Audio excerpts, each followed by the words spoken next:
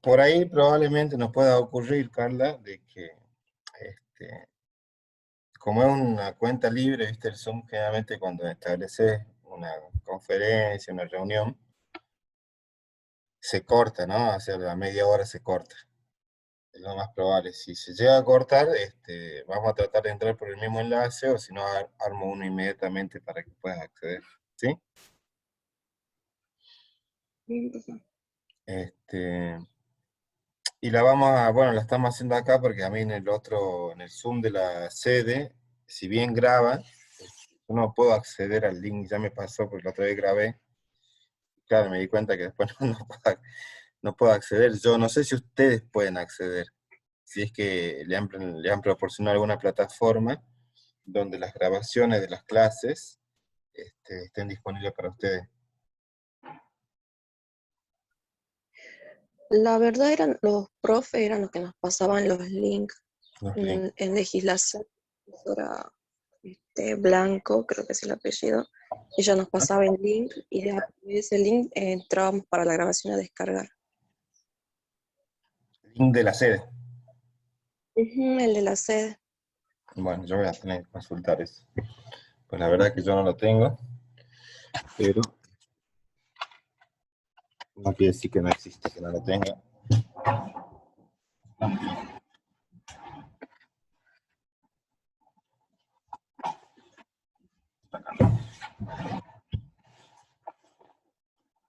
Bueno, hoy vamos a hacer, porque por lo visto algunas clases no la han visto.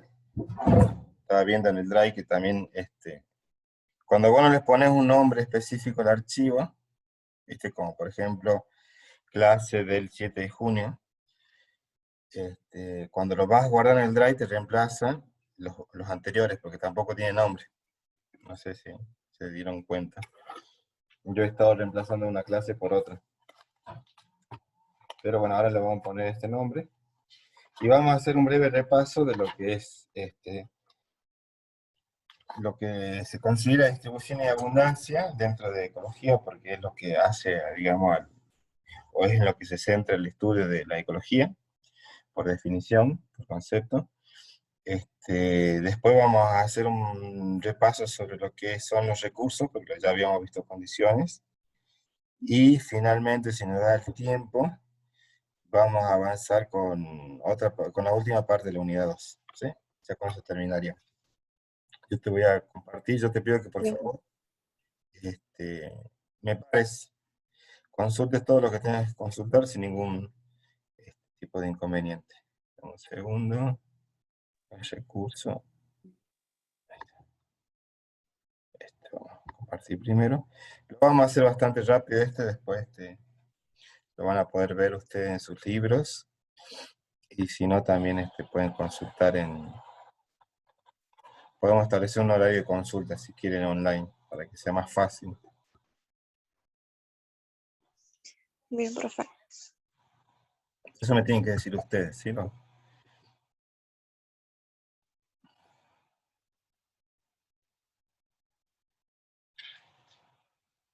Bien, esto tiene que ver con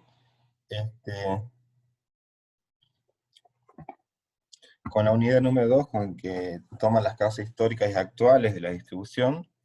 Nosotros cuando empezamos a ver la distribución, ¿sí? La distribución y abundancia de los organismos, decíamos que el estado actual, o donde ellos se encuentran en este momento, se deben a procesos subyacentes, ¿no? Que hacen a la distribución de los organismos, y que ellos podían estar relacionados a causas históricas o actuales, ¿no? O sea, y dentro de la histórica, no sé si vos te acordás, Carla, habíamos visto lo que era la deriva continental y las glaciaciones, ¿sí? Sí. Bien, vamos a ver un poquito eso rápidamente, para después pasar un poco a las actuales, que también ya algo habíamos visto cuando hablábamos de condiciones. Nos faltaba terminar de cerrar la idea con lo de recursos, ¿sí?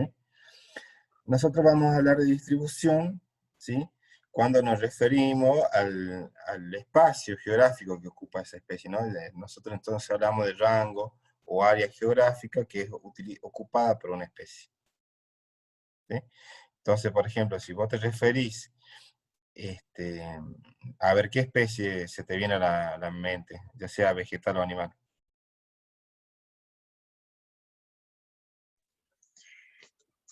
Ahora cualquier especie. Bien, la que se te ocurra. mm, Lo que vos quieras, con su nombre común, no me tenés que dar el nombre científico ahora. las corzuelas. Bueno, las corzuelas. ¿Alguna vez viste una? Sí, profe, sí vi. Bien, ¿dónde la viste? ¿Te acordás? Aquí en Colonia Santa Rosa. Bien. Entonces vos podés decir que la colonia Santa Rosa es parte de la distribución de la especie, ¿sí? Ahora, colonia Santa Rosa no es toda el área de distribución. ¿Estamos de acuerdo? Su área de distribución es un poco más amplia, ¿o no? Sí, ¿Por qué sería así? o sea, porque, o sea, no solamente habitan acá, o sea, también en otras localidades más lejanas, ya Perfecto, sea como Calilegua perfecto. o un ¿Sí? poco más aparte de los yungas, sí. Entonces vos vas a ir sumando esos sitios, los lugares, y vas a constituir y vas a observar cuál es toda esa área o todo ese rango geográfico de distribución de la especie. ¿Sí? Y en este caso, como es una especie animal, una masogama, vos decís, bueno, tiene movilidad, no es que está en este punto precisamente, sino es toda esta mancha dentro del mapa donde probablemente esté presente esa especie. ¿Sí? ¿Se entiende? ¿Se Sí, entiende o profe. no? Bien, Sí, eso tiene que ver con la distribución. ¿Sí? Entonces van a haber especies como la corzuela que tiene una distribución más amplia y van a haber especies como, por ejemplo, estoy pensando, algunas aves, por ejemplo, no sé si vos conocés el Parque Calilegua. sí, profe. Viste que en el Parque Calilegua hay un pajarito que le llaman burgo, que es el que sale en el logo del parque, que tiene una colita larga, que son como dos plumitas Sí, largas.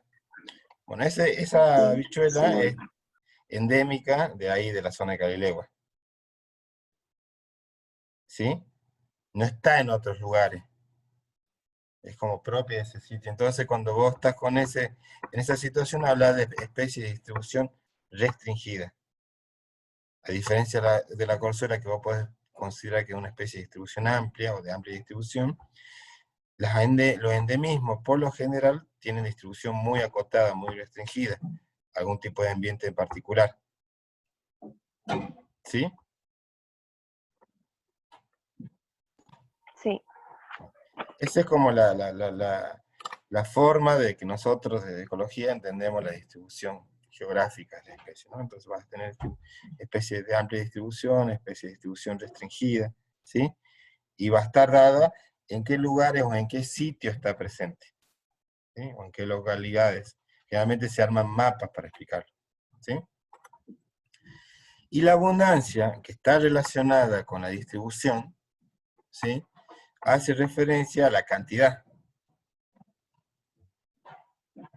Es decir, ¿en qué número están presentes esas especies, o en qué número están presentes los individuos de esa especie en determinado lugar? Y ahí vos ya podés, dentro de cada sitio donde se encuentre distribuida la especie, vos podés dar cuenta de la cantidad. ¿Me entendés? Por ejemplo, vos podés comparar las abundancias que tenés presente en Colonia Santa Rosa, donde sos vos, versus la cantidad de individuos de corzuelas de la localidad del Parque Nacional Calilegua. ¿Sí? La distribución es amplia, está en esos sitios, pero estás comparando la cantidad ahora. Entonces la abundancia va a estar dada por el número de individuos que hay por unidad de área. Vos podés decir, en 1 kilómetro cuadrado hay 5 corzuelas en Colonia Santa Rosa y hay 15 corzuelas por kilómetro cuadrado en el Parque Nacional Calilegua. ¿Sí? Esa es la cantidad. La cantidad también puede ser expresada en volumen, en cuanto hay organismos o microorganismos que están presentes en medios acuosos, ¿sí? Entonces ya no lo llevas a compararlo en una superficie que es plana, que es bidimensional, ¿sí? Vos para sacar una superficie, multiplica lado por lado, ya tenés una superficie, un área. En cambio, ya sabes que cuando vos pones un n más, o sea, una columna, en este caso en altura, ya sacas volumen, ¿sí? X, Z. Entonces vos también, por metro cúbico de agua que filtrás, por ejemplo, de un cuerpo de agua en las salinas, seguramente vas a tener X cantidad de determinado organismo que estás estudiando, ¿sí? Entonces la abundancia es el número de individuos por unidad de área o volumen, ¿sí? También puede pasar por el aire, ¿no? Vos podés filtrar un metro cúbico de aire para determinar qué cantidad de organismos están presentes en el espacio aéreo, ¿sí? Sí, profe. ¿Se entiende? Sí.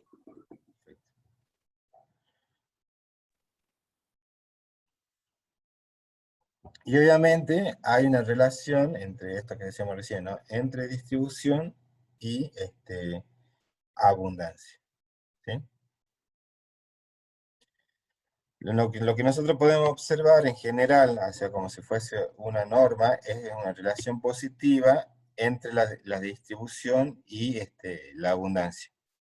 O sea, aquella especie que presenten un rango de distribución mayor, o sea, que tengan una distribución amplia, van a tener, por lo general, ¿sí? Una mayor abundancia, ¿sí?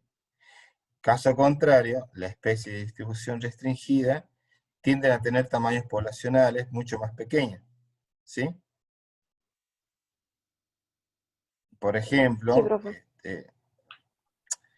no sé, la tusca, ¿sí? Un arbolito que está presente en un montón de lugares, porque, bueno, básicamente responde o está muy asociado al pastoreo, ¿no? Del ganado.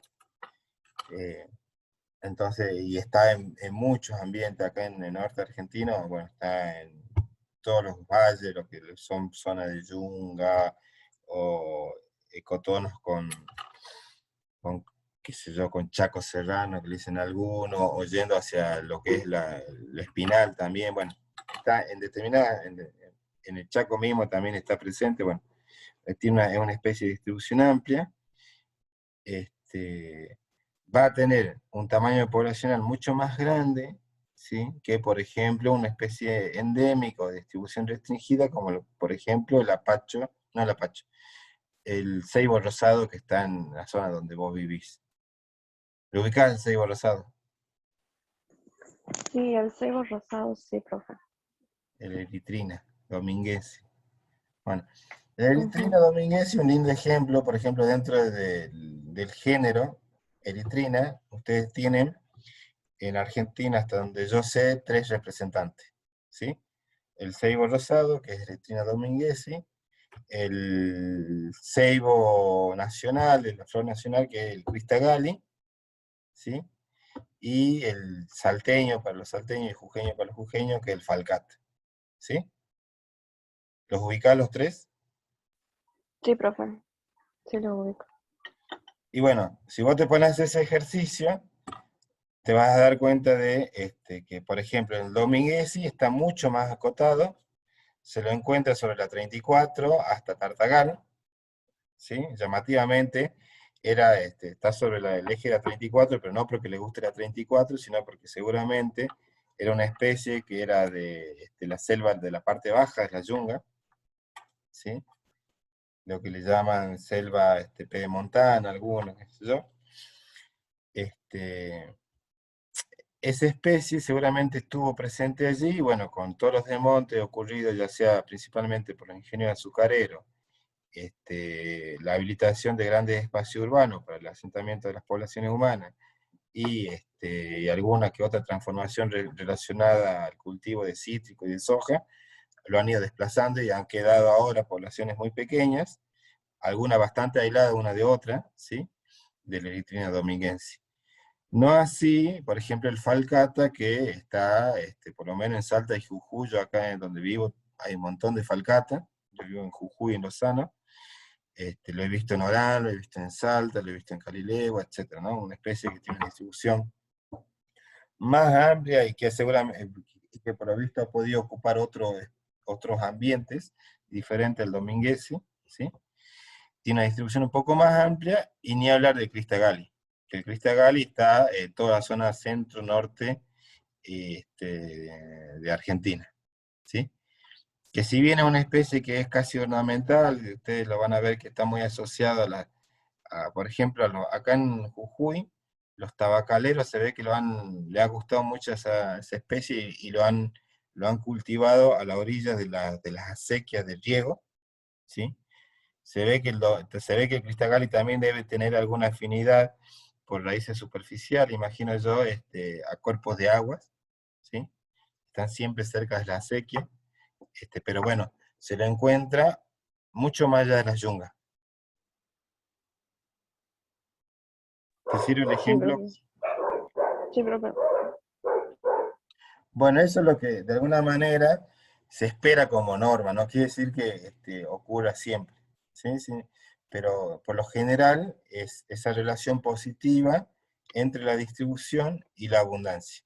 En este caso, los tres cebos, lo que uno esperaría si la norma se respetase es que en Cristagali vos, como tenés es de mayor o de distribución más amplia, encuentres mayor cantidad de Cristagali versus el Falcata como algo intermedio y versus el Dominguesi, que en Jujuy y Salta, que está bastante restringido.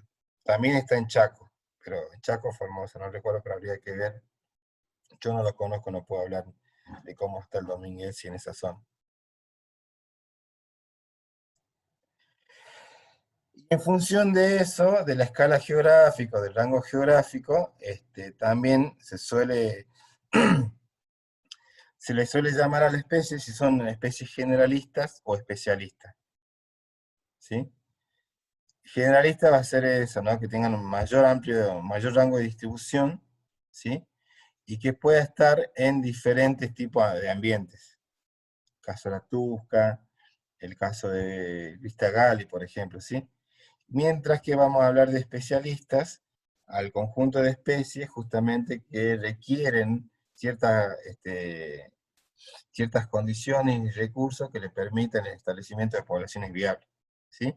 Que es el caso del Dominguesi, nos pasa eso, de que está evidentemente sujeto a determinado tipo de ambientes, barrera a la cual no puede romper y por eso se mantienen poblaciones tan pequeñas y tan aisladas, ¿sí? Al menos lo que uno ha visto en Salta y Jujuy, ¿no? A eso por ahí valga la salvedad.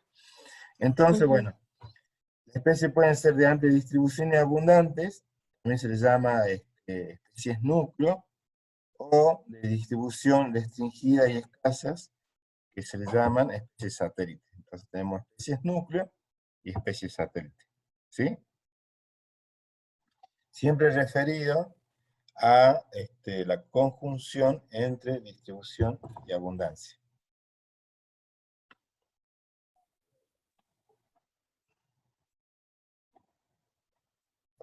Y esto es lo que decíamos en las clases anteriores.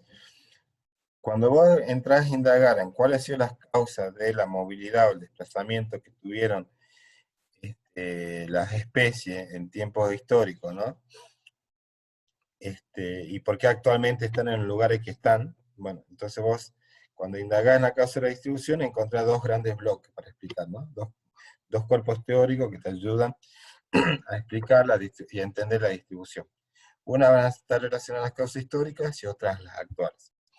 Dentro de las causas históricas habíamos visto que la deriva continental y los cambios climáticos son, digamos, los principales procesos que explican la distribución de las especies. Mientras que dentro de las actuales nosotros vamos a tener un cuerpo, un conjunto de causas extrínsecas y otras intrínsecas, ¿sí? Dentro de las extrínsecas, ¿sí? Que condicionan a la especie, digamos, vamos a encontrar lo que son condiciones y recursos, ¿sí? mientras que dentro de las intrínsecas vamos a encontrar lo que son ya más bien a nivel del genotipo, ¿sí? Las fuerzas evolutivas.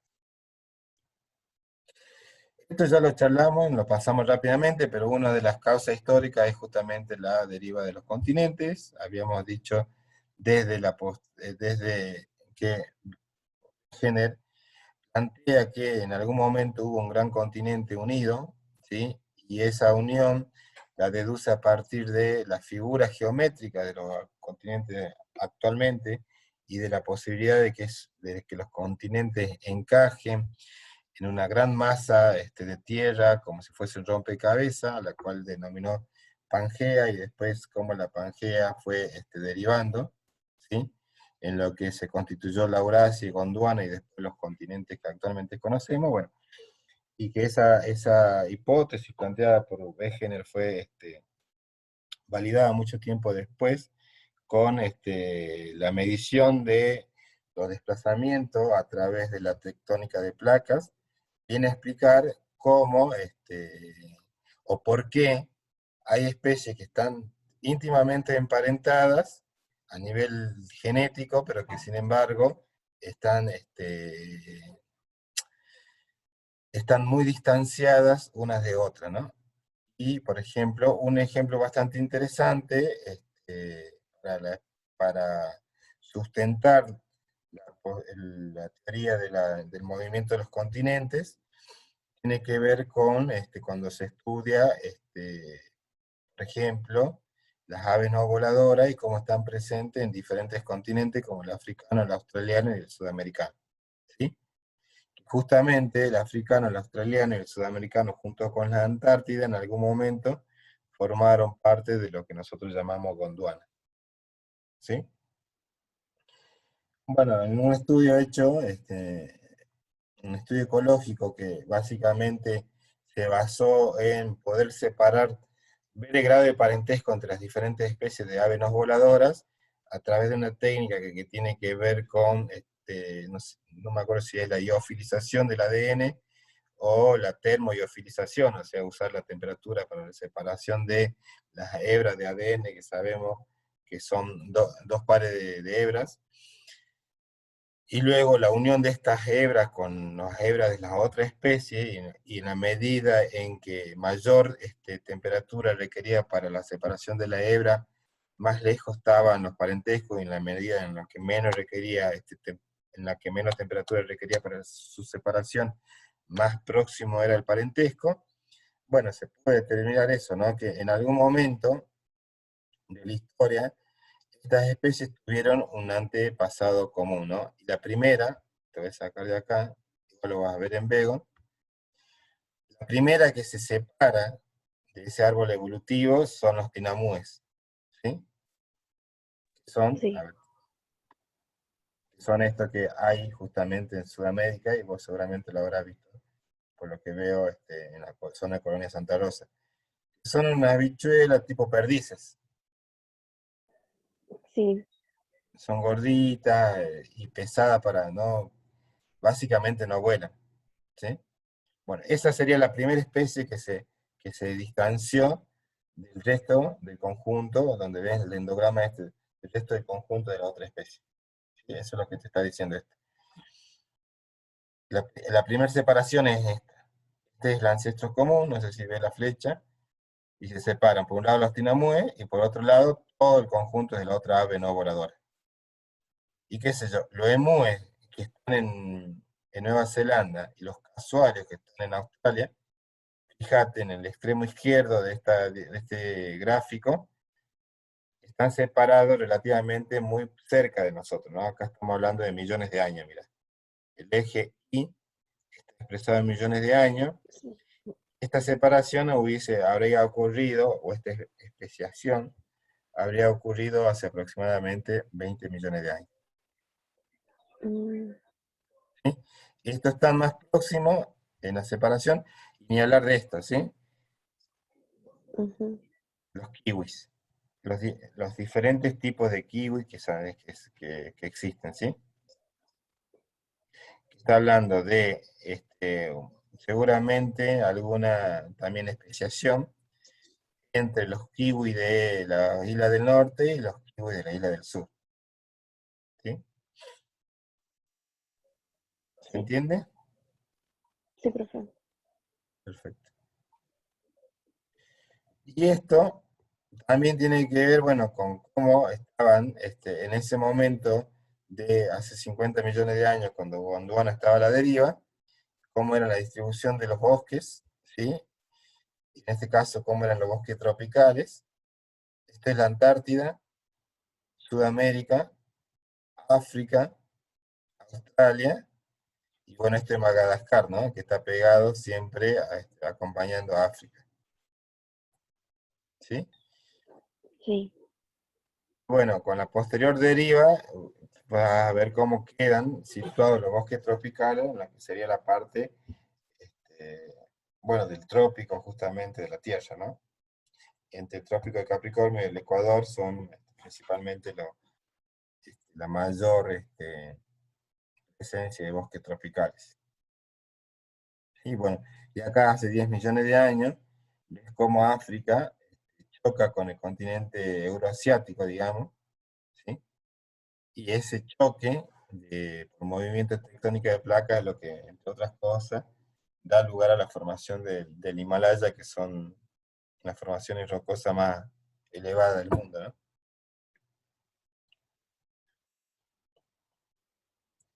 Bueno, otras evidencias que nosotros tenemos para pensar en esto, ¿no? En esta Gondwana, Sudamérica, África, India, Antártida y Australia, son los registros fósiles, ¿sí?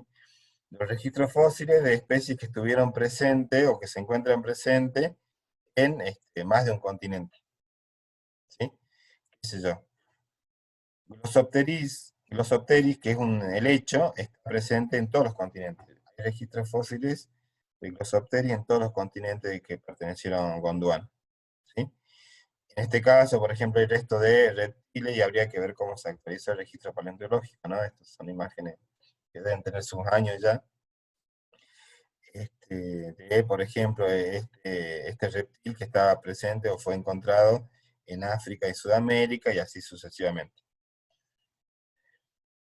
No solamente hay un registro fósil que nos permite corroborar lo propuesto por Wegener, sino que también hay relictos que todavía nos siguen permitiendo justamente deducir ese comportamiento desde el movimiento de la Tierra, ¿no? ¿Qué sé yo? El género Notophagus, que vieron Notophagus pumilo, Notophagus dombelli, que son los notofagus de qué zona de la Argentina.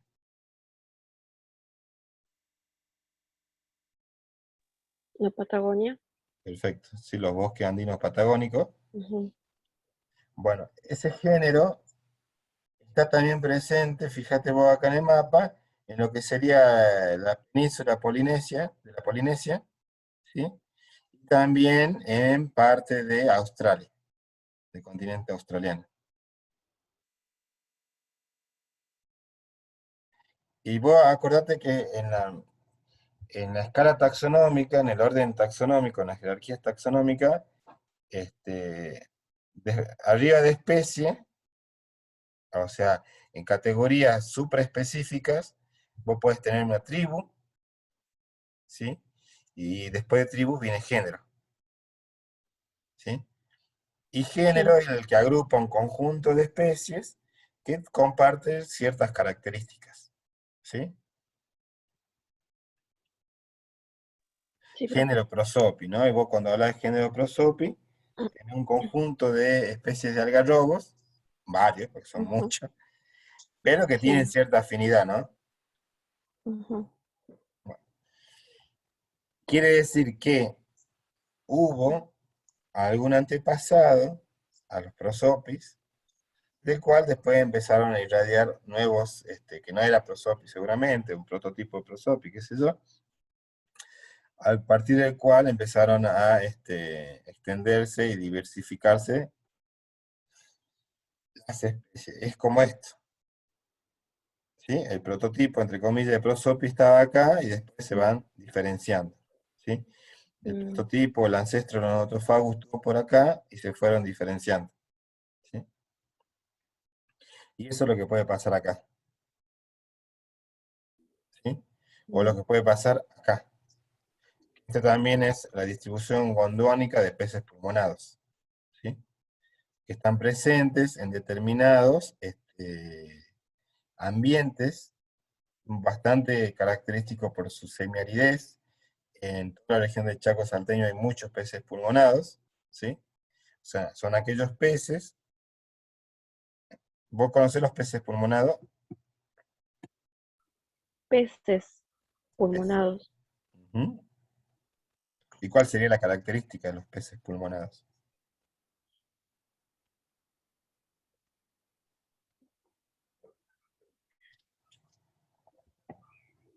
Los que tienen pulmón, profe.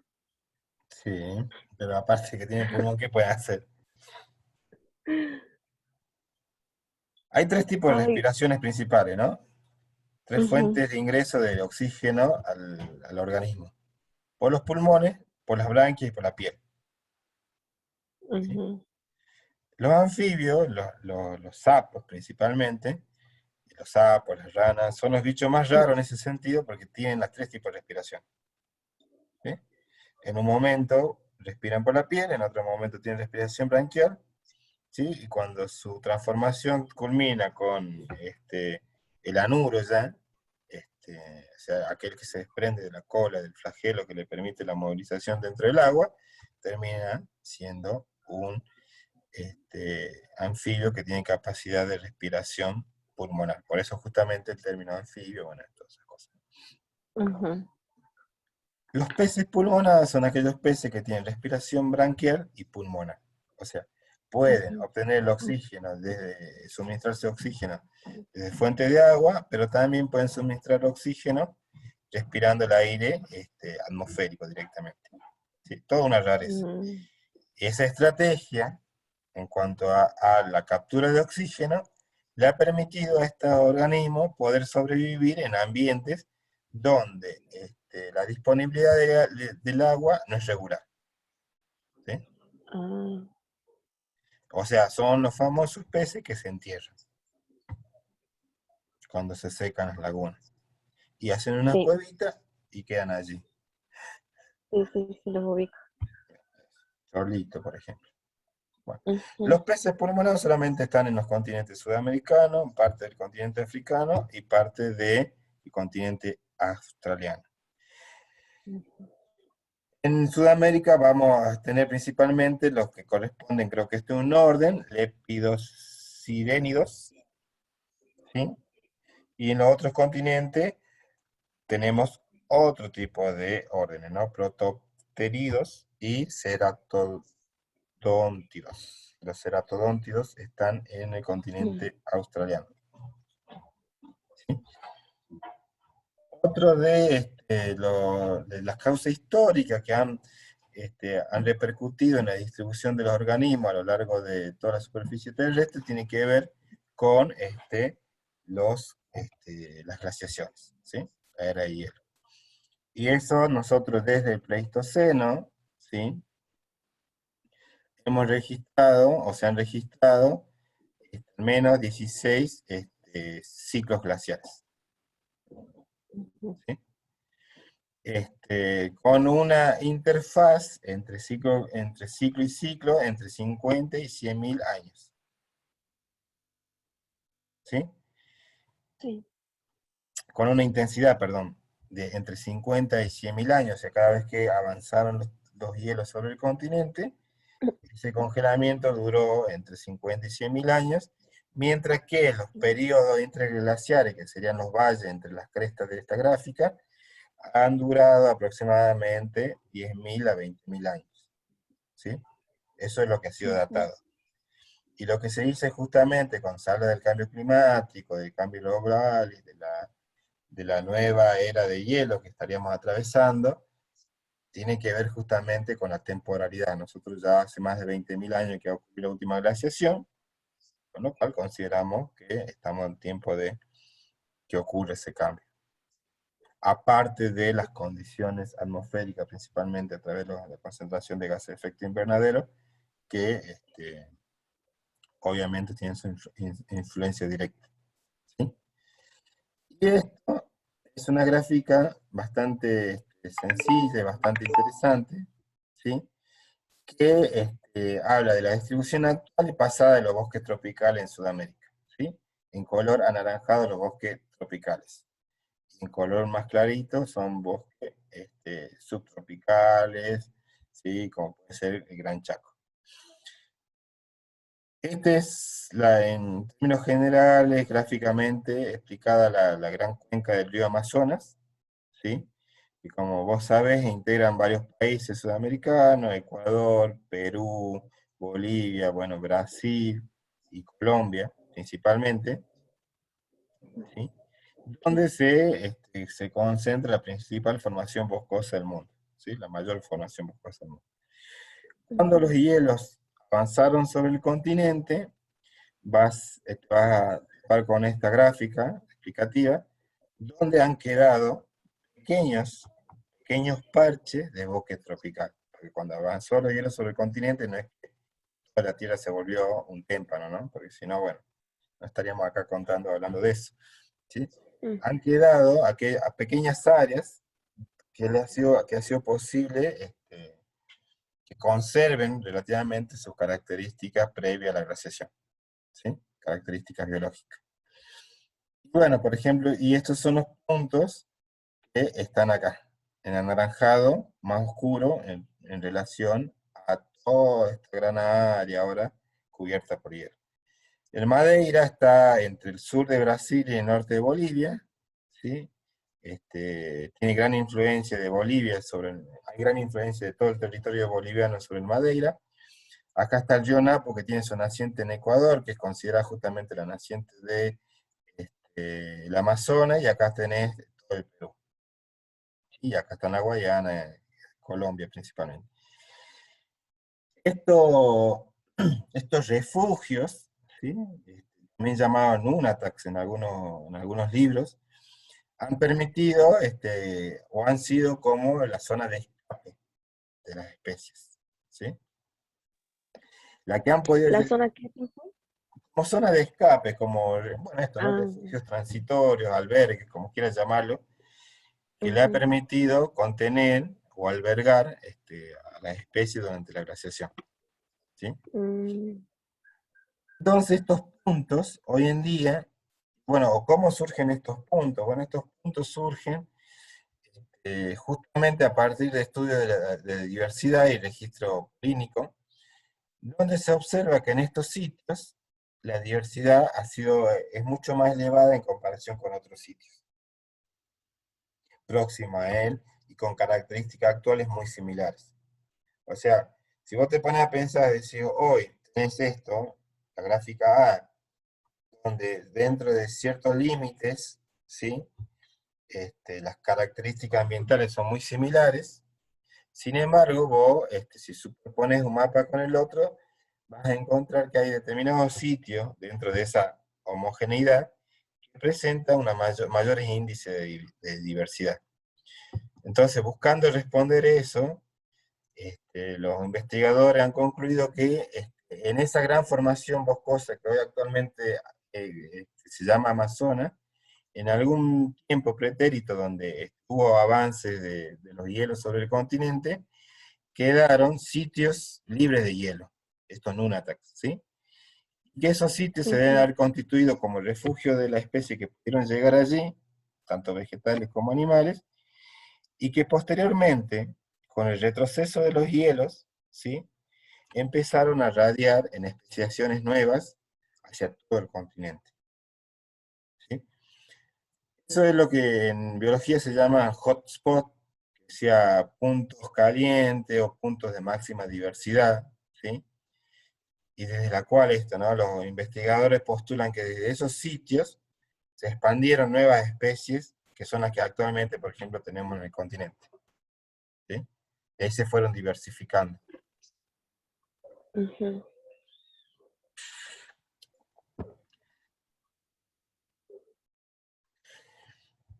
Ahora, que esto haya pasado, ¿sí? Que el hielo haya avanzado sobre el continente y que haya formado pequeñas islas de vegetación, de fauna, dentro del continente, o sea, isla no necesariamente tiene que estar en términos de que hay una superficie terrestre cubierta de agua, sino que en biología hablamos de isla cuando las poblaciones biológicas que están dentro de esa área no pueden tener entrecruzamiento, ¿no? O no, sea, no pueden reproducirse con poblaciones biológicas que están presentes en otras áreas, ¿sí? ¿Se entiende? Habla del aislamiento reproductivo, el concepto de isla en biología y en ecología, ¿sí? Sí. Bueno, con estas islas de vegetación y de fauna, o esta isla de biodiversidad que quedaron atrapadas dentro del continente, no necesariamente quiere decir que una especie estaba acá cerca de Guayana y no estaba en ningún otro lugar presente, ¿sí? Una misma especie puede haber estado presente en más de una isla, ¿sí? Y después, posteriormente, haber migrado, ¿sí? En ese sentido, cuando hablamos de ese tipo de distribución, nosotros podemos hablar de distribuciones bicéntricas o policéntricas, ¿sí? En ecología. Ujú. Esta bicéntrica va a hacer referencia a que esa especie tiene dos centros principales de distribución, ¿sí? Si volvemos a la gráfica, podríamos pensar en una especie que estuvo presente en Guayana, por ejemplo, y en la zona del Madeira, al norte y al sur del Amazonas, ¿sí? Ujú. Y policéntrica sería justamente una especie que tuvo más de dos centros de distribución, ¿no? Guayana, Madeira, Nápoles, Perú, si quieres dar un ejemplo con este mapa, ¿sí? Ujú. Estuvo presente en varios sitios. Y ahí van a ver ustedes en el Bego, el libro de cabecera de ecología, un ejemplo bastante interesante con una especie nórdica que está presente en Noruega justamente, que se llama Campanula uniflora, ¿sí? Que es esta especie con ese tipo de flor muy bonita que vemos ahí. Este, y una de las cosas que ha permitido deducir a partir del estudio de la distribución de esta especie es el planteo de hipótesis que nos permiten explicar la distribución actual de Campanula uniflora o Campanula uniflora, que está presente en dos áreas de Noruega, ¿sí? Con características ambientales muy similares entre ellas, pero que en la interfaz entre un punto y otro punto no se encuentran poblaciones de esta especie. O sea, está presente acá y está presente allá, y no está Ujú. presente en zonas intermedias, ¿sí? Las Sí. características ambientales de esa zona intermedia es muy diferente de las características ambientales donde está presente la especie, acá y allá, ¿sí? Ujú.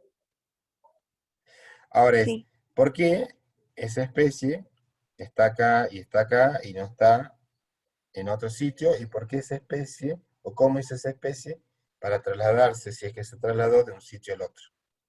Esas han sido como las grandes preguntas que han motivado esa investigación.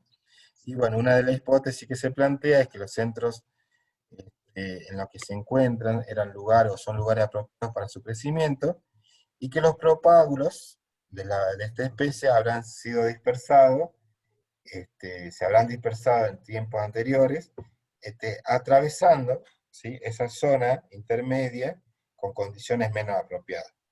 O sea, Ujú. que como la especie vegetal es diferente a la concepción popular de que no se mueve, que son inmóviles, sí se mueven, sí se desplazan a través de la dispersión, ¿sí? Esta especie, buscando nuevos sitios para establecer poblaciones viables, habrá llegado a este otro sitio y hasta que el lugar en el cual pudo mantener poblaciones viables. Pero en todo este trayecto no encontraba esas condiciones, solo en este punto. ¿Se entiende? Ujú. Eso es lo que quiere Sí. decir la hipótesis uno. O sea, Ujú. las especies se van moviendo, se van desplazando, y hay zonas que son más favorables que otras. En la zona desfavorable, la especie establece poblaciones relativamente cortas en cuanto a la temporalidad, ¿sí? Hasta que encuentran nuevos sitios donde pueden establecerse de forma casi permanente, ¿no? Ujú. La hipótesis 2, sí, es que ellos dicen que las poblaciones actuales A y B son reliquias de poblaciones que tuvieron una distribución mucho más amplia, ¿sí? Mm, ¿Qué quiere decir esto? Esto, que tuvieron una distribución más amplia, como la figura A, que sería la actualidad del Amazonas, que cuando llegaron los hielos, quedaron aisladas una de la otra, ¿sí? sí. Luego se retiraron los hielos, volvieron a esta condición A, pero las poblaciones A y B quedaron aisladas y no pudieron recuperar todo ese tiempo perdido, ese espacio perdido, ¿sí? Ujú, Sino que quedaron aislados en esos sitios que reúnen las condiciones adecuadas a través del ajuste adaptativo que hay, que le permite mantener las poblaciones viables ahí, pero no han vuelto a reunirse, ¿sí? ujú, sí. Esas, por ejemplo, son dos hipótesis que se han planteado en términos generales a partir del estudio de Campanula uniflora, para explicar las distribuciones bicéntricas o policéntricas, que son cosas llamativas, porque, por ejemplo, en el caso de la corzuela de la que vos estabas hablando hace rato, vos podés pensar que si Sí. bien la corzuela está en la colonia Santa Rosa y está en Calilegua, también está en Bananal, también está en Yuto, también está en Ujú, ahí no me va a salir la parte que estoy pasando, Yuto, ¿cómo se llama? Curundé, este, donde está, donde puede estar presente esa especie, tiene un desplazamiento sobre todo ese territorio, ¿sí? ujú, No están aisladas las poblaciones, están aisladas por la distancia, pero no por la ujú, imposibilidad biológica de desplazarse de un sitio al otro. De hecho, vos podrías llevar unos ejemplares de corzuela de la colonia Santa Rosa, colocarlo en Calilegua y seguramente no pasaría nada. ¿Sí? ujú, sí. Bien. ¿Alguna pregunta con eso? No, hasta ahora bien, profe. ¿Sí? Sí. Bueno. Y estos son,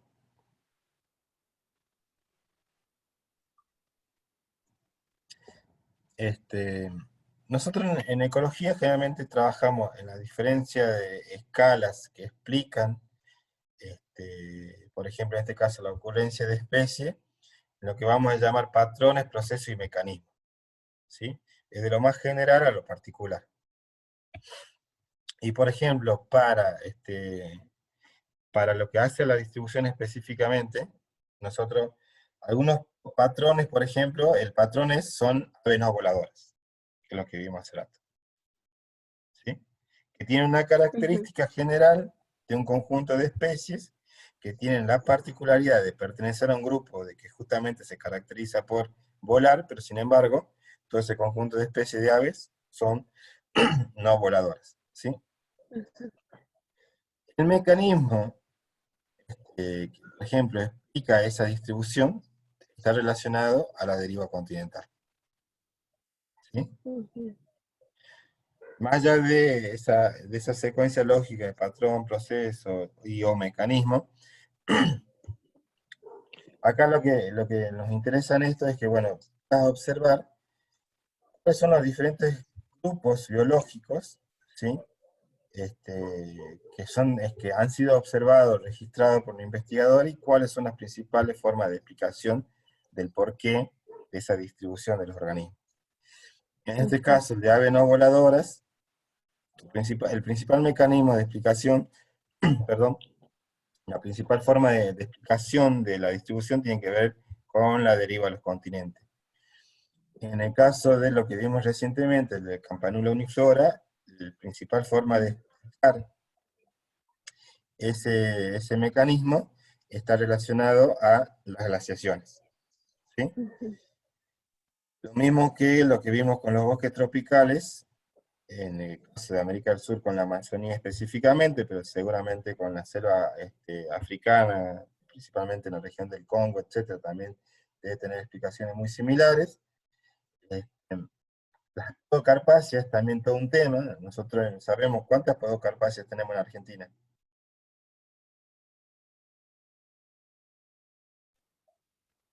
No, profe. Es un crimen. Hay que estudiar mucha taxonomía. Nos guste o no, Ujú, pero hay que leer mucha taxonomía. Es medio bajón porque es mucho de memoria, qué sé yo, pero te permite comprender muchas cosas. En Argentina tenemos un solo Podocarpus, el Podocarpus paratorei. ¿Sí? ujú, Es una rareza, el pino del cerro. ujú. El Ay, pino del cerro cierto. Sí, que ya me justamente está acordé, en la sí, zona sí, sí. tuya. Ujú, sí, sí, sí. El pino del cerro es el único representante de ese género en Argentina. Y vos decís, ¿cómo llega? ¿O qué pasó? ¿Se están extinguiendo los Podocarpus? Pues una explicación, ¿sí? Y este es el último, salvemos al Podocarpus. O hay más Ujú, podocarpus en otras regiones del mundo. En este caso hay otros podocarpus en otras regiones del mundo, principalmente en África. Y en otras regiones de Sudamérica también. Una forma de por qué, o cómo podemos explicar el por qué ese podocarpo está acá y está en África, por ejemplo, es a través justamente de la deriva continental. ¿Sí? Lo mismo pasa ujú, con el género Nothofagus, ¿sí? Lo mismo pasa con algunas especies de drosófilas, que son las moscas, en la isla de Hawái, donde está la mayor diversidad de moscas del mundo. ¿Sí? sí. Hay el mecanismo que explica es otro, que no lo vimos, que tiene que ver con la insularidad, o sea, cómo las islas se constituyen en barreras que no permiten el intercambio genético, ¿sí? Que no permiten el entrecruzamiento, y se deriva en nuevas especiaciones, ¿sí? En la formación de nuevas especies en función del tiempo, ¿sí? Entonces, por Ujú, ejemplo, las islas de Hawái, que están fuertemente condicionadas por el vulcanismo, ¿sí? Ha constituido pequeños parches dentro de una isla que por sí ya es pequeña, que ha favorecido la gran diversificación de mosca en Hawái. Más de 500 especies de mosca hay solamente en Hawái, que creo que son, si no recuerdo, si mal no recuerdo, igual en el Bego lo vas a leer, en el mundo hay registradas más de 3.000 especies de moscas, ¿sí? Y ujú, solamente en Hawái, que es más chico que Tucumán, hay 500 especies. ¿Sí? Es insoportable, pero bueno, eso ocurre justamente por este tipo de mecanismo, ¿no? Y bueno, los pinzones, los famosos pinzones de las Galápagos, que son los cuales Darwin observa tan meticulosamente, y es una de las cuestiones que los llevan a pensar o reflexionar sobre la selección natural, también está explicado por el mecanismo de justamente los patrones de islas, ¿sí? Y lo que posteriormente llama radiación adaptativa, ¿sí? ujú. Y bueno, en el extremo derecho de esta tabla, perdón, sigo poniendo esto, van a encontrar algunos autores que explican, que explican o que han trabajado o han investigado este tipo de distribución de estos organismos y dan detalles de ello, ¿no? Qué sé yo, de Diamond, que es el mismo autor que a nosotros nos guía a la hora de trabajar sobre el desarrollo experimental en ecología. este, Margalef, que es un ecólogo español, ¿sí? Bastante conocido, bueno, y acá está Darwin, para utilizarlo como bibliografía para terminar con eso. Bueno, esto no lo vamos a ver. Quisiera. Bueno, esto finalmente me parece interesante, que tiene que ver con las regiones biogeográficas actuales. ¿Sí? Este, las regiones biogeográficas, la constitución de regiones biogeográficas, se debió en los últimos siglos, digamos, principalmente a una escuela de biología francesa, y también después inglesa, donde necesitaban agrupar ambientalmente regiones geográficas en relación a la presencia o sí, a la presencia o a la característica de la diversidad presente en esos sitios. ¿Sí? Un exponente de la constitución de regiones biogeográficas, que tenía que ver justamente, las regiones estaban relacionadas también muchas veces al dominio imperial, es von Humboldt, ¿sí? De hecho, bueno, hay muchas especies que tienen como epíteto el término Humboldtiana, ¿sí? Y en Argentina tiene un peso muy, muy fuerte Humboldt, y en Colombia también, porque bueno, Humboldt justamente estuvo en Sudamérica, muchas partes de su vida estuvo trabajando y juntando información para Francia principalmente. De hecho, en Colombia hay un instituto Humboldtiano de biología, es como, no sé si es de biología o de plantas, pero es el más importante, creo que de Sudamérica, donde el registro de herbarios dicen que es impresionante, y le rinden culto a Humboldt, los biólogos ecuatorianos, colombianos, perdón. Bueno, se establecieron, ¿no? Estos científicos, bueno, delimitaron áreas, ¿sí? Que mezclaban cuestiones ambientales, como la geografía, la topografía, el clima, a la presencia de especies, principalmente vegetales, ¿sí?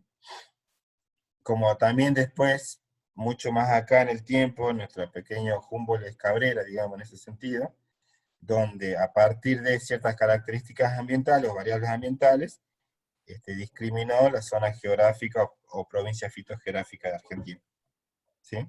Ujú. Y bueno, ahí principalmente ustedes van a encontrar lo que es la región neotropical, que es todo el componente que va desde el sur del río Bravo, que se llama, ¿no? Sí, creo que es el río Bravo, que separa México con Estados Unidos, hasta la Patagonia, Argentina. Sería la región neotropical, y la neoártica es la región que comprende principalmente Alaska, Canadá y Estados Unidos, con Groenlandia incluido, ¿sí?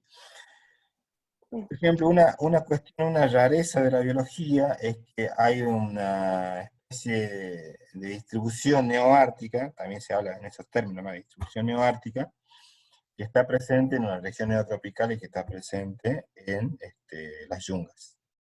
¿Sabes cuál es? Como dijo profe. El establecimiento de estas regiones biogeográficas, que está relacionada a las variables climáticas y geográficas y la presencia Ujú. de especies, ha configurado esto, ¿no? Las regiones biogeográficas. Sí. En toda una región neotropical, hay una región neoártica, que es la que, digamos, separa, no separa, pero que se identifica en el gran continente americano. Que la neotropical Ujú. está desde México hasta la Patagonia, y la neoártica está en todo lo que sería Estados Unidos, Canadá, y Groenlandia y Alaska. Ujú. Pero como esto no es estricto, ¿sí?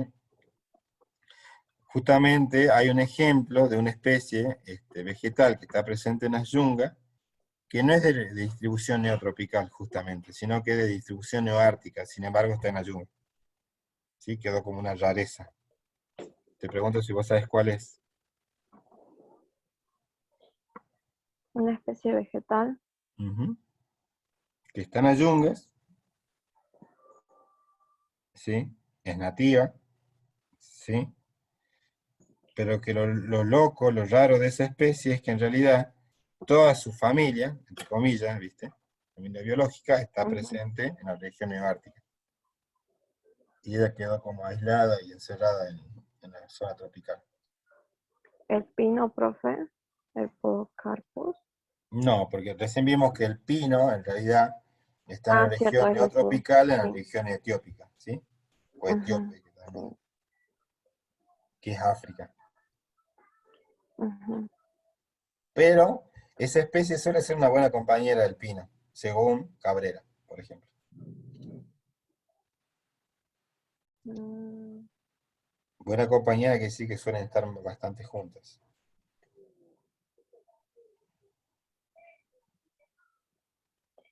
No, profe, no recuerdo. El aliso, el Alnus. Alnus, si vos te pones Mm. a buscar el género Alnus, no vas a encontrar ningún otro representante de Alnus en la Yunga, ni en la Argentina tampoco. Alnula Ujú, caudata es una especie donde la gran parte de sus congéneres están en la región neoártica. ¿Sí? mm, Se cree que por efecto de la glaciación, porque las bajas temperaturas, nosotros la región neoártica justamente se caracteriza por conjunto de variables ambientales que hacen a un ambiente mucho más frío que el neotropical, ¿no? Se cree que con el efecto de la glaciación, ¿sí? Pudo ingresar al continente sudamericano, establecerse en determinados límites. Si vos lo ves a escala planetaria, Alma acuminata tiene una distribución restringida, amplia ujú, dentro de Yunga, más o menos amplia, pero restringida, ujú. en contexto más regional. ¿Sí? ¿Me explico? Sí, profe. Bueno, se cree ¿Cómo que dijo que era? Alnus glutinosa, dijo. acuminata, el Ah, aliso, cuminata. Vale. aliso del cerro. Ajá, la Eso tienen que haber visto en Introducción al Recurso en primer año. ¿Sí? sí, Hay que empezar a ejercitar la memoria de lo que vimos en años anteriores, porque esto es así. Una sí. materia que reúne muchas cosas de muchos lados, que acá la vamos tratando, la idea es poder interpretar algunas de ellas, explicarlas. ¿Qué pasó acá? Nosotros sabemos que el continente sudamericano, si bien ahora forma parte de un gran continente que es el americano, este, en cuanto a su geología y a su tectónica, no son la misma masa continental. ¿Sí? Nosotros tenemos acá el istmo de Panamá, ¿sí? La que permite justamente la conectividad entre ambos grandes bloques terrestres, ¿no? Y en gran parte de su historia de conectividad, esa conectividad estuvo debajo del mar, ¿sí? En la medida que se fue desplazando más el continente sudamericano sobre el norteamericano, se elevó, ¿sí? Pero gran parte de su Ujú, historia estuvo sumergida. Entonces, cómo ocurrió ese cambio? Ese intercambio se le llama, el gran intercambio, ¿sí? El gran intercambio entre ambos bloques continentales ocurrió dentro de una glaciación, ¿sí? Porque las sí. glaciaciones, ¿sí? Lo que facilitaron, al contrario de lo que uno cree en algunos casos, que fueron negativos, uno ve la era de hielo y parece que todos se van a extinguir, es la formación de masas o cuerpos de hielo dentro del continente permitió que las alturas de los mares descendiese, el nivel de los mares descendiese, porque el agua fue absorbida continentalmente, no toda, ¿no? Así, no partes. Entonces se considera que hubo regiones del mundo, ¿sí? Que el nivel de altura o el nivel del mar descendió, según algunos datos, entre 30 y 100 metros. Algunos consideran 50 como un valor promedio, pero bueno, habría que ver cada lugar. Ese descenso del nivel del mar permitió que emergieran justamente cuerpos rocosos, ¿sí? Como puentes terrestres que permitían el desplazamiento de un sitio a otro, de un sitio a otro. ¿Sí? Eso ocurrió en algún momento entre el continente norteamericano y sudamericano, descendió el nivel del mar por el congelamiento de los hielos, ¿sí? Y permitió el intercambio. Y de acá, fue la primera invasión de Norteamérica a Sudamérica. De acá Ujú, ingresaron algunos animales, ¿sí? Los animales traen consigo aparejados especies vegetales, porque traen las semillas en el tracto digestivo, en el cuerpo, etc. sí. Y acá fueron otros conjuntos de animales de Norteamérica. El conjunto faunístico que había en Sudamérica eran principalmente marsupiales. Los marsupiales entraron a Norteamérica y se extinguieron en el 97%, quedando 2 o 3 ejemplares nada más en Norteamérica de marsupiales. Y del Ujú, Norteamérica entraron mamíferos propiamente dicho, placentarios. Acuérdate que los mamíferos pueden ser marsupiales o placentarios, ¿sí? A los marsupiales les fue mal, entraron a Norteamérica y lo extinguieron. a los placentarios que entraron en Norteamérica y Sudamérica les fue bastante bien, y también provocaron extinciones locales. ¿Sí? Bueno, en ese transcurrir, probablemente hayan llegado especies como por ejemplo el Nothofagus, y luego quedaron aisladas. ¿Sí? Sí. Esto no, estos son branquias. Y acá vamos a ver si habíamos dicho, acabamos de ver nosotros las causas de la distribución histórica a través de la deriva de los continentes y los cambios climáticos que ocurrieron a lo largo de la historia terrestre, ¿sí? Y dentro de las actuales nosotros dijimos, vamos a ver intrínsecas y extrínsecas, y dentro de las intrínsecas tenemos este, las fuerzas evolutivas. ¿Sí? Las principales fuentes de variación, ¿sí?, a nivel de los organismos, a nivel de los genes, son, ¿sí?, las mutaciones que ocurren dentro de la célula, ¿sí? ¿Te ubicáis? Sí, profe. ¿Sí? Esa es una de las principales fuerzas evolutivas en ese sentido, ¿no? Que a partir de las mutaciones que ocurren a nivel del ADN dentro de las células, se pueden adaptar o adoptar nuevas características del organismo que le permitan sobrevivir en sus ambientes y además dejar descendencia. ¿Sí? La mutación es como el principal mecanismo, ¿sí?, para los procariontes, ¿sí? O sea, las bacterias Sí. principalmente, ¿sí? Ujú, Aquello donde la reproducción no implica entrecruzamiento, no implica recombinación de genes, ujú, que es lo que ocurre con las verdaderas células, que constituyen a su sí, vez organismos como el nuestro, sí. donde la reproducción sexual requiere dos organismos y hay una recombinación de genes a nivel Sí. genético, ¿sí? Ujú, Bueno, esa mutación, como cambio en la información genética, cambio que puede llegar a ser heredable, sin embargo, se considera que el éxito de la mutación es menos de 0,01%, ¿no? Porque si no, esto sería todo el tiempo una transformación, ¿no? Todo el tiempo. Es, o sea, hay una transformación todo el tiempo, pero digamos, en escalas temporales más acorde a nuestro ciclo de vida, digamos, estaríamos sujetos todo el tiempo a constante transformación, ¿no? Esa transformación ocurre en tiempo geológico, ¿sí? entiendo. Otro de los principales mecanismos que hacen a la evolución de la especie tiene que ver justamente con el intercambio genético, ¿sí? A partir de la fecundación, o a partir de la reproducción del tipo sexual, ¿sí? Donde hay una recombinación, ¿sí? Eso se llama muchas veces flujo génico o flujo genético, ¿no? El intercambio de genes entre grupos. Y por ejemplo, eso tiene mucho que ver en ecología, ¿no?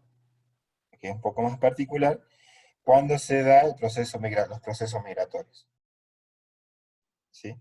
Que permiten que un grupo de organismos se trasladen de un sitio al otro, trayendo consigo sus genes aparejados, ¿no? Sus genes característicos y con cierta adaptabilidad a los entornos en los que se encuentran presentes.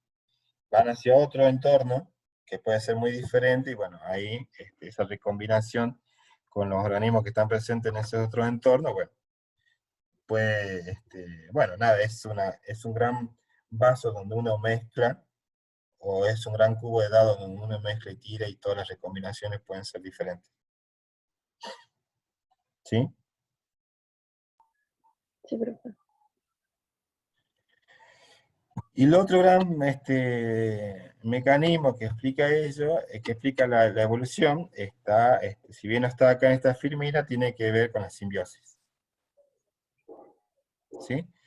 En cómo el ajuste entre organismos, de diferentes organismos, conlleva un beneficio mutuo y muchas veces termina siendo este, un mecanismo, un organismo termina siendo embullido o subsumido por el otro, no sé, que termina constituyendo un gran organismo, un gran nuevo organismo,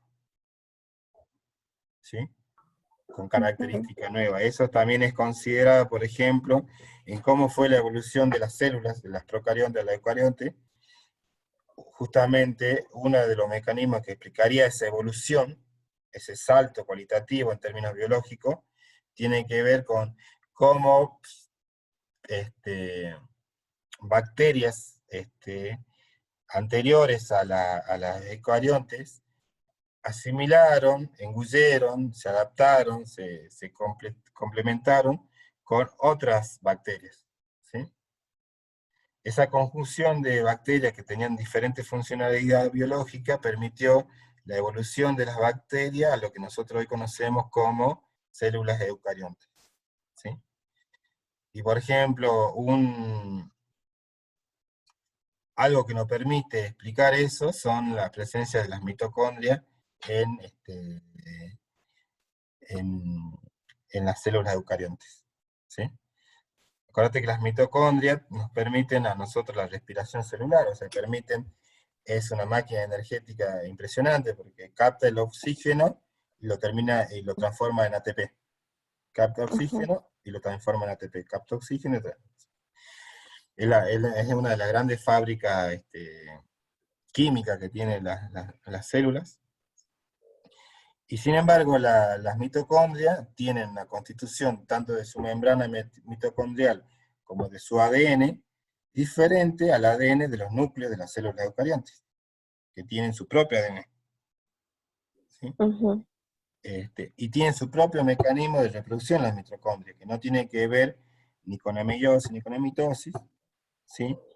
Y ni la reproducción sexual, sino que justamente hay una división celular, en ese caso a nivel de las mitocondrias. Digo, bueno, esos son los tres grandes, o sea, tenemos la mutación, el flujo génico, o la recombinación, ¿sí? Y el mutualismo. Todo eso después se ve de alguna manera condicionado o regulado por lo que Darwin llamó la selección natural, ¿sí? Es este proceso de interacción entre organismo y ambiente, ¿sí? Y que va a resultar tanto en la reproducción y supervivencia diferencial de los distintos genotipos que están dentro de una población, ¿sí? Y ahí es cuando se adopta o se acuña el término la supervivencia del más apto, que es mucho más discutible, pero no lo vamos a discutir nosotros acá, pero digo, esto, ¿no? O sea, la supervivencia diferencial y la reproducción diferencial, que son los puntos cruciales para entender la selección natural, ¿sí? No todos los organismos que nacen sobreviven, muchos, la mayoría mueren, de lo que habíamos visto cuando veíamos las observaciones que hacía Darwin, ¿sí? Y no todos los que sobreviven se reproducen. Y el que aporta a las generaciones siguientes es el que, entre comillas, perpetúa sus genes, ¿sí? El que puede transmitir sus genes a las siguientes generaciones. Aquellos organismos que no pueden transmitir sus genes a las siguientes generaciones quedan en eso. Entonces, en función de lo que es la selección natural, nosotros podemos encontrar tres tipos de selección, ¿sí? Si nosotros medimos, registramos el fenotipo, ¿no? Un fenotipo en alguna especie en particular, como por ejemplo ahí dice la estatura, ¿no? Puede ser, o el peso de las personas al nacer, de los bebés, pongamos la especie humana, ¿no? Puede ser el fenotipo que vos estás registrando, y, y medir su frecuencia, ¿sí? O sea, cuántas veces ocurre que el peso de una cría al nacer esté dentro de determinado valor, ¿sí? Y en función de los resultados que vos obtengas, vos podés tener una distribución de la selección que es direccional hacia alguno de los extremos del fenotipo, ¿sí? Estabilizadora, ¿sí? Cuando los valores que vos obtenés del fenotipo en cuestión tienden a concentrar los valores más cerca o alrededor de la media, del valor medio, del valor promedio, y disruptiva es cuando los dos extremos de ese fenotipo presentan una frecuencia elevada, mientras que el fenotipo clase media es raro, ¿sí? Entonces, en tiempos evolutivos, lo que uno espera que ocurra es que la direccional, a esa misma especie, el valor promedio de ese fenotipo se corra, se vea desplazado, ¿sí? Por ejemplo, si vos pensás que el fenotipo puede ser el número de semillas que tiene un fruto, y vos lo registrás, lo venís registrando, y el número de semillas o el número de pelos que tiene el abdomen de una abeja, por decirte algo, ¿sí? Y vos registrás el número de pelos que tienen las abejas, ¿no? O el número de semillas que tiene un fruto, y tenías un valor promedio, y lo vas registrando en función del tiempo, y te vas dando cuenta que ese valor promedio se va desplazando hacia alguno de los extremos, o sea, a valores más altos, o puede ser a valores más bajos que el promedio, estar en presencia de esto, ¿no? De una selección del tipo direccional, donde la selección está favoreciendo, por ejemplo, que las abejas tengan un mayor número de pelos en el abdomen, o que los frutos tengan semillas, mayor cantidad de semillas por fruto, o semillas más pesadas, ¿viste? Se va favoreciendo, se ven favorecidos aquellos organismos que presentan esas características. ¿Me explico? Ujú, Luego puede ser que en realidad la selección, y lo vamos a ver cuando veamos un ejemplo del tamaño de las mandíbulas de las hormigas cortadoras, que favorecen a un fenotipo que tiene de valor de tendencia central, ¿no? O sea, esto favorece a los organismos que presentan valores medios o promedios de tamaño de la mandíbula, peso de la semilla, número de la semilla, altura del organismo, tamaño de la hoja, etcétera, número de pelos en el abdomen, no importa, pero va a tender a favorecer a aquellos organismos que presentan valores promedios por fuera de los extraños, de los raros. Los raros serían los extremos, ¿sí? O que tenga muy poco pelo o que tenga muy mucho pelo. Eso se llama una selección normalizadora, lo llaman algunos, otros lo llaman estabilizadora, ¿sí? ujú, Qué sé yo, todo lo que es sometido a domesticación, ¿sí? Las vacas, las cabras, la planta de cítrico, el cultivo de la soja, los bananos, qué sé yo, van a querer siempre esto, van a ir siempre a lo normal, a lo estabilizado. Al saber que yo pongo soja en Chaco salteño bajo estas condiciones ambientales, voy a cosechar 3 toneladas por hectárea por año, ¿sí? Cualquier valor que esté por abajo o por encima es disruptivo, totalmente. No me sirve. Desde el punto de vista de la planificación, ¿sí? ujú, sí. La selección disruptiva tiene que ver con que la selección opera en contra de aquellos organismos, ¿sí? O no favorece a aquellos organismos que presentan los valores promedios, ¿sí? Número de pelos, número de semillas, número de flores, exacto, un montón de cosas, ¿sí? Entonces hace esto, eso que vemos a los valores promedios, los va Ujú, limando, los va acechando, ¿sí? Y esto empieza a separarse en tiempo biológico, ¿no? Se va separando y nos puede llevar o nos conduce a lo que después llamaremos especiación, que es un mecanismo que explica la formación de nuevas especies. mm, Porque de golpe, cuando si esto avanza en el tiempo, vos vas a tener una nueva curva acá, para explicar un fenotipo en particular, y nueva curva acá para explicar ese mismo fenotipo. ¿Sí? Color de las hojas, color de las flores, número de pistilo, no sé, un montón de cosas. ¿Se entiende? Sí, profe. Bueno, yo con esto terminaríamos esta parte. Si te parece, cortemos 5 minutos, porque yo ahora lo voy a grabar, lo voy a cortar para poder subirlo a la plataforma, y en 5 minutos nos volvemos a conectar 20 para hacer una cortita de recurso. ¿Dale? Bien, profe. Son las 11 en punto, 11:05. Yo igual paso el enlace por el grupo. Bien, profe. Bueno, Carla. Y si querés, bueno, tomate un tiempito para ver si pensás alguna pregunta, alguna duda que tengas de lo que acabamos de ver, y me la transmití cuando empezamos. Bien, profe. Ahí está. Gracias, Carla.